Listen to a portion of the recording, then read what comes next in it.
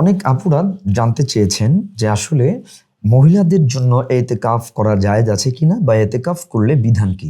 আসুন, এতেকাফ রমজানের শেষ দশকে এতেকাফ সুন্নতে মুআক্কাদা কিফায়া, এটা পুরুষ যেমন করতে পারবে মহিলারাও চাইলে করার সুযোগ আছে।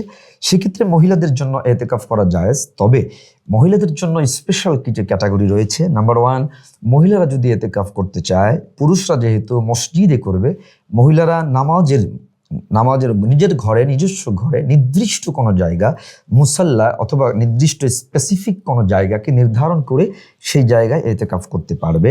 নাম্বার টু, মহিলাদের জন্য এতেকাফ করতে হলে স্বামীর অনুমতি কম্পালসারি, অর্থাৎ স্বামীর অনুমতি সাপেক্ষে এতেকাফ করতে হবে।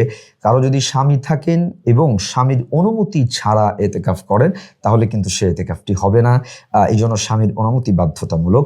নির্দিষ্ট স্পেসিফিক জায়গায় এতেকাফ করা মহিলারাও পারবেন, আর মহিলাদের ক্ষেত্রেও একই রকম বিধান।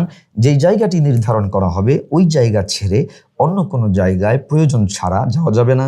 যে অন্যান্য বিধান পুরুষদের জন্য যা আছে মহিলাদের জন্য অনেকটা সেম, ব্যতিক্রমী কিছু জেনে নেবেন। তবে যেই বেসিক কথা, এতেকাফ করতে পারবেন স্বামীর অনুমতি সাপেক্ষে। সো যাদের পক্ষে সুযোগ আছে নিজেদেরকে 10 দিনের জন্য আল্লাহর জন্য নিবেদিত করার, অবশ্যই করেন, অবশ্যই করুন। আল্লাহর হাবিব যেহেতু করেছেন, আমরা সবাই যদি সুযোগ থাকে করব। আপনারা যে কেউ যে কোনো মাসায়েলা জানার জন্য আমাদের পেজে কিংবা স্ক্রিনে দেওয়া নাম্বারে হোয়াটসঅ্যাপ করলে ইনশাআল্লাহ আপনাদেরকে সাধ্য অনুযায়ী উত্তর দেওয়ার চেষ্টা করা হবে ইনশাআল্লাহ।